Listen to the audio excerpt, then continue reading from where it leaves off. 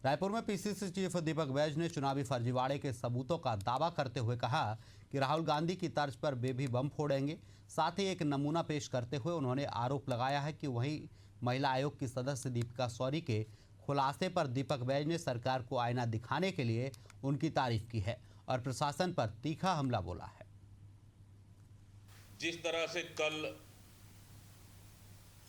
हमारे नेता माननीय राहुल गांधी जी ने प्रेस कॉन्फ्रेंस कर दूसरी बार प्रेस कॉन्फ्रेंस कर मतदाता सूची में हुई गड़बड़ी को लेकर फिर से उन्होंने उजागर किया है और साथ ही कर्नाटक के अलंग विधानसभा में 6018 वोटरों का नाम उन्होंने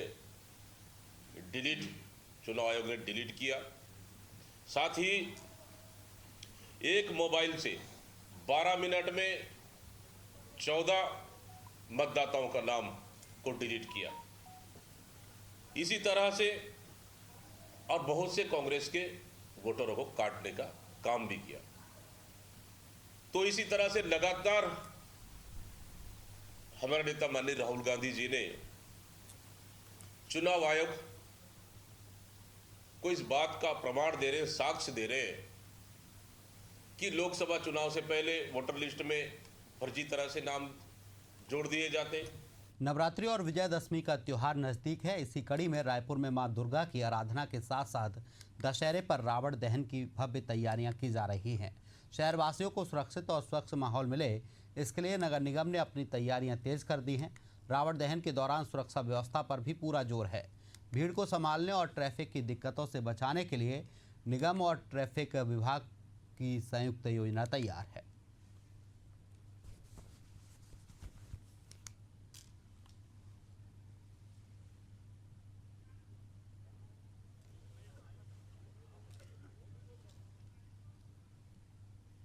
देखिए, महाराजबंद तालाब में जो एसटीपी बन रहा है वो उसकी धीमी गति है। जैसे ही हम सरकार में आए, नगर निगम के शहरी सरकार में, उसके बाद हमने उसको संज्ञान में लिया था।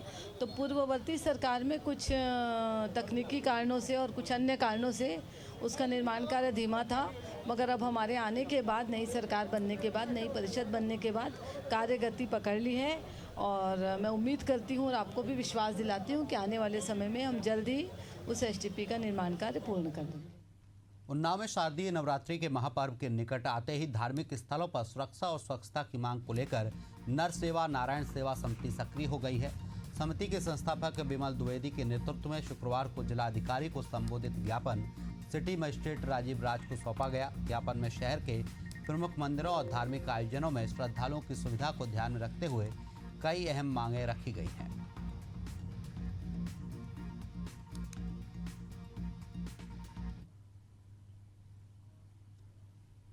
उन्नाव को नए पुलिस कप्तान मिल गए हैं। 2013 बैच के आईपीएस अधिकारी जयप्रकाश सिंह ने शुक्रवार को उन्नाव के पुलिस अधीक्षक का कार्यभार संभाल लिया है। कार्यभार ग्रहण करते हुए उन्होंने अपनी प्राथमिकताओं को स्पष्ट किया, जिसमें पीड़ितों की समस्याओं का त्वरित और न्याय संगत समाधान प्रमुख है। उन्होंने कहा कि थानों पर आने वाले हर पीड़ित की फरियाद को गंभीरता से सुना जाएगा और उसका समाधान पुलिस की पहली जिम्मेदारी होगी।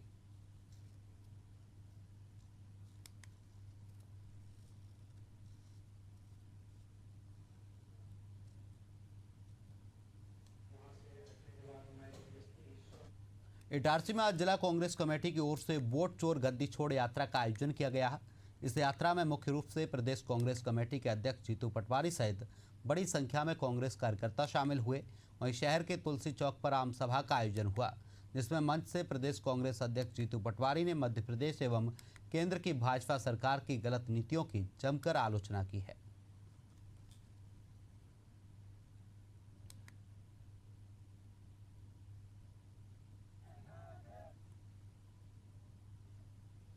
यूपी के अयोध्या में सरकार की महत्वाकांक्षी अभियान मिशन शक्ति के तहत एक महत्वपूर्ण गोष्ठी का आयोजन किया गया। यह आयोजन अयोध्या के वरिष्ठ पुलिस अधीक्षक डॉक्टर गौरव ग्रोवर और मिशन शक्ति अभियान के जनपदीय नोडल अधिकारी पुलिस अधीक्षक की ओर से किया गया। यह गोष्ठी जनपद के सभी थानों पर नियुक्त महिला बीट पुलिस कर्मियों के साथ की गई, जिसमें उन्हें उचित दिशा निर्देश दिए गए हैं।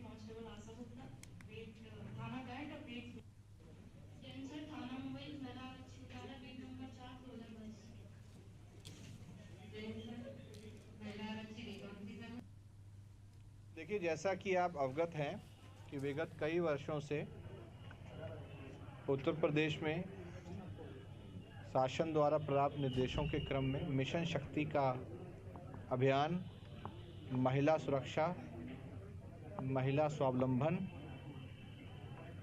और महिलाओं को सशक्त करने के लिए लगातार ये अभियान चलाया जाता है। इस वर्ष भी उसका जो आयोजन है वो किया जा रहा है। इस अभियान की शुरुआत जल्दी ही प्रदेश सरकार द्वारा की जाएगी।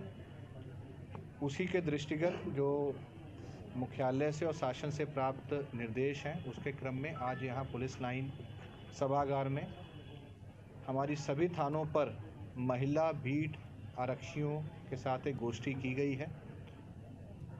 उनके द्वारा विगत वर्षों में इस अभियान में निभाए गए योगदान और क्या क्या उनके एक्सपीरियंसेस रहे हैं उसके बारे में जानकारी की गई है। इस वर्ष इस अभियान में क्या क्या चीज़ें इंक्लूड की गई हैं और कैसे इस अभियान को सफल बनाना है उस बारे में भी चर्चा हुई है। राजधानी रायपुर के होटल, क्लब और ढाबों में देर रात तक सज रही नशे की महफिलों पर आखिरकार पुलिस ने सख्त कार्रवाई शुरू कर दी है। शहर के 18 होटल, क्लब और ढाबों के खिलाफ पुलिस ने पंचनामा तैयार कर जिला प्रशासन और निगम को भेजा है। इन संस्थानों के लाइसेंस निरस्त किए जाएंगे। इस पर देखिए हमारी एक खास रिपोर्ट।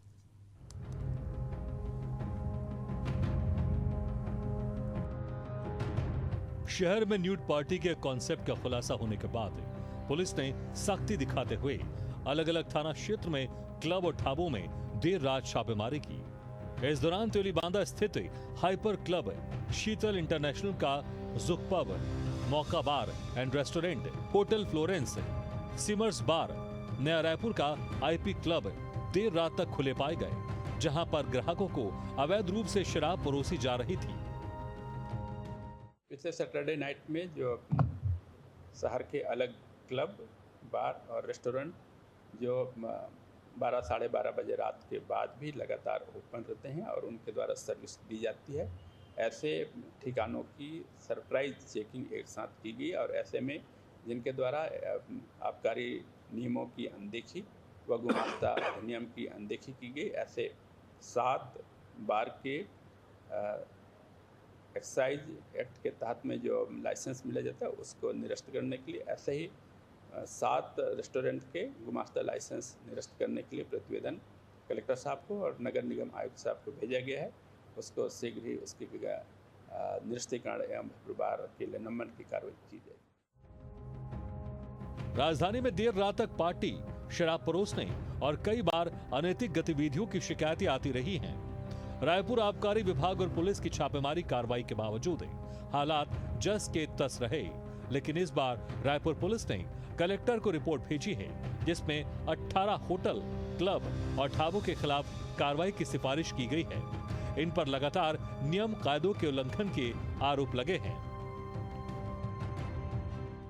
शिकायतें निरंतर मिल रही थी कि बार हैं और क्लब हैं जो अपने लाइसेंस शर्तों का उल्लंघन कर रहे हैं, समय से बार को बंद नहीं करना और भी कई तरह की अनियमितताएं थी, लाइसेंस कंडीशन का उल्लंघन था। इसको देखते हुए हमारी जो आबकारी की टीम है वो लगातार इन बार और क्लबों तक जा रही हैं और इस पे नियमों का पालन कराने के लिए कार्रवाइयाँ की जा रही हैं।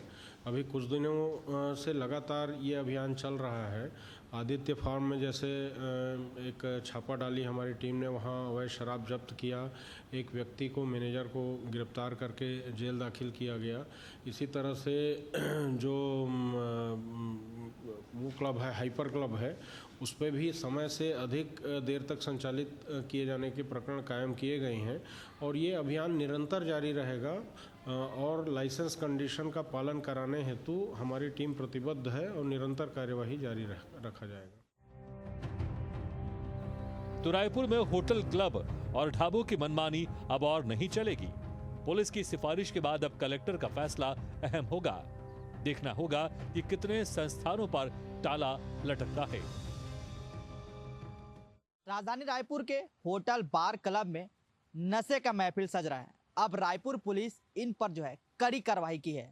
आपको बता दें कि देर रात जो है होटल, बार, ऐसे जो वीआईपी रोड इलाके पर संचालित हो रहे थे, 12 बजे के बाद शराब परोसे जाने की शिकायतें मिल रही है। उसके बाद कहीं ना कहीं अब रायपुर पुलिस जो है सख्त नजर आ रहे हैं। अगर हम होटलों की बात की जाए, आईपी, हाइपर, सीमर्स, जूक, ऐसे कई बार है जो देर रात तक संचालित हो रहे हैं। इसको लेकर अब आबकारी विभाग और रायपुर पुलिस जो है सख्त तेवर नजर आ रहे हैं। वहीं कलेक्टर को भी लाइसेंस निलंबन को लेकर भी जो है प्रस्ताव भेजा गया है। देखना होगा इन पर जो है किस तरीके से आगे क्लबों पर तालाबंदी की जाती है। लेकिन राजधानी रायपुर में कहीं ना कहीं होटल बार क्लब जो है देर रात तक जो संचालित है वो देखने को मिल रहा है।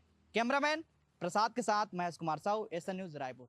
रायपुर पुलिस ने नशे के अवैध कारोबार और असामाजिक गतिविधियों पर शिकंजा कसते हुए ऑपरेशन निश्चय चलाया है। रायपुर रेंज के आईजी अमरेश मिश्रा के नेतृत्व में ये अभियान चलाया गया है। इस दौरान रायपुर, महासमुंद, बलौदाबाजार, भाटापारा, धमतरी और गरियाबंद जिलों में एक साथ दबिश दी गई। इस अभियान में कुल 381 स्थानों पर रेड की गई है और भारी मात्रा में गांजा, अफीम, शराब और अवैध हथियार बरामद किए गए हैं।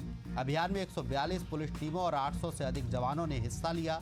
अभियान के दौरान पुलिस ने 72.420 किलोग्राम गांजा, 600 ग्राम अफीम, 50 ट्रामाडोल कैप्सूल और 20 टैबलेट जब्त की है। साथ ही 12 आरोपियों को गिरफ्तार किया है।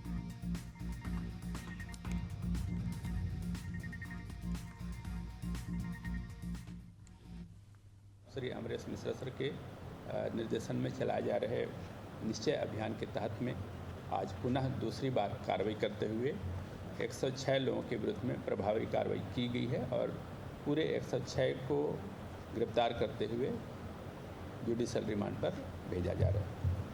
आज की कार्रवाई के लिए लगभग शहर के पूरे ज़िले से लगभग 25 टीमें गठित की गई थी और इन 25 टीमों के नेतृत्व जो था संबंधित additional SP crime, additional SP city, additional SP पश्चिम और एडिशनल एसपी नया रायपुर, इन सभी को सौंपा गया था। इन सभी एडिशनल एसपी के नेतृत्व में लगभग 30 जगहों पर अलग अलग टीम बना करके दबिश दी गई।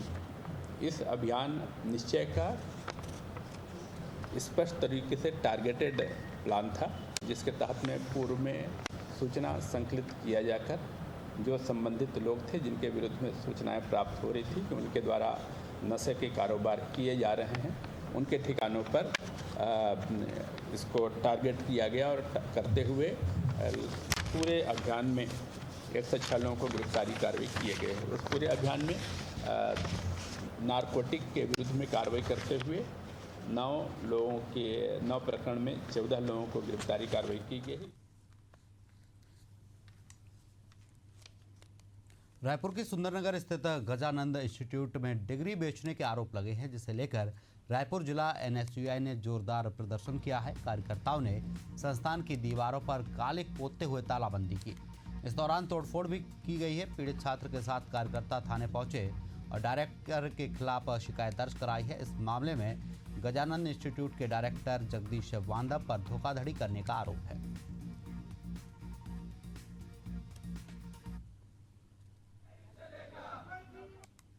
आज रायपुर जिला एनएसयूआई द्वारा सुंदरनगर स्थित गजानंद इंस्टीट्यूट का घेराव किया गया।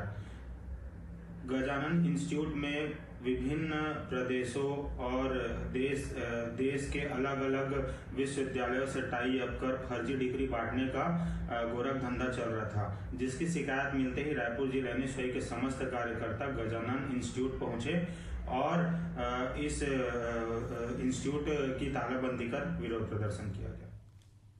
छत्तीसगढ़ में रेल यात्रियों के लिए अच्छी खबर है। दरअसल इस बार दक्षिण पूर्व मध्य रेलवे फेस्टिव सीजन में पूजा स्पेशल ट्रेन चलाने जा रही है, जिसमें कुल 6 पेयर स्पेशल ट्रेनें चलाई जाएंगी, जिसमें लंबी रूट की ट्रेन भी शामिल है। रायपुर रेल मंडल के डीआरएम ने बताया कि अगर जरूरत पड़ी और फ्रॉड ज़्यादा हुआ तो आवश्यकता अनुसार और भी ट्रेन चलाई जाएंगी।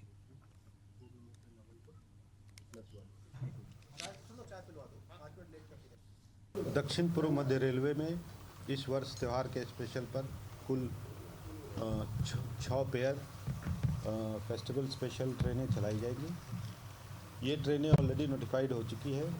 इसमें से जो ट्रेनें हमारे यहाँ चलाई जा रही है वो इतवारी से शालीमार दुर्गा पूजा स्पेशल चलाई जा रही है।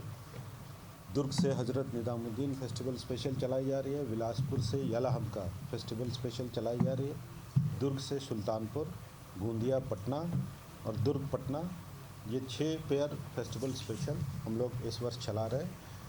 फेस्टिवल को ध्यान में रखते हुए इसके अलावा अगर ज़रूरत और महसूस होगी कि और क्राउड को देखते हुए और भी ट्रेन चलाने की ज़रूरत है तो रेलवे पूरी तरह से इस बार तैयार है। एडिशनल स्क्रैच रेक भी बनाई गई है ताकि जैसी ज़रूरत होगी वैसे शॉर्ट नोटिस पे हम गाड़ियों को चला सकते हैं।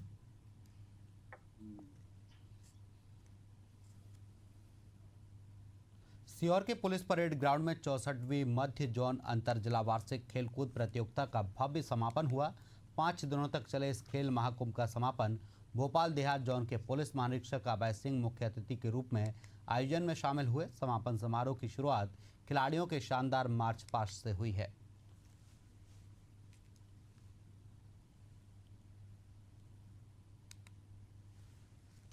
जी हाँ, पिछली बार भी सीहोर जिले ने ही इसका आयोजन किया था और संभवतः इस जिले के द्वारा आयोजन अच्छा किया गया, उत्कृष्ट श्रेणी का रहा, इसलिए पुनः इस बार हमें आयोजन करने की जिम्मेदारी मिली थी। और जिसको हमारे पुलिस लाइन की टीम, हमारे जो आरआई हैं उनकी पूरी टीम, सूबेदार हैं, एमटीओ हैं, इनके नेतृत्व में, साथ ही अन्य जो विभाग हैं हमारे, जैसे खेल विभाग है, एकलव्य आवासीय खेलकूद परिसर है, शिक्षा विभाग के कई हमारे खेल प्रशिक्षक हैं, जिला सीहोर के अन्य सभी खेल रेफरीज प्रशिक्षक हैं, उन सबके सहयोग से ये प्रतियोगिता हमने पुनः बहुत अच्छे से संपादित की है। गंजवासौदा रेलवे स्टेशन प्लेटफॉर्म नंबर 1 पर रविवार को बाबा की चाकू से हत्या करने वाले आरोपियों को गिरफ्तार करने में पुलिस को बड़ी सफलता मिली है। इस मामले में पुलिस ने 4 आरोपियों को गिरफ्तार किया है और घटना में शामिल चाकू बाइक सहित कैश जब्त किया है।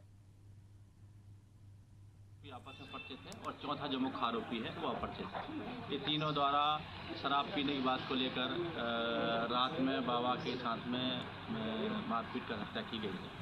ब्लेडर ने चाकू मारे हैं और 3 शेष आरोपियों ने ब्लेडर को उकसाया है मारने के लिए। आसपास सपोर्टिंग के लिए खड़े हो गए हैं और लगातार 25 से 30 बार मनीष कुशवाहा और ब्लेडर ने बाबा जो मनोज विश्वकर्मा उनके ऊपर चाकू से वार करके और हत्या की।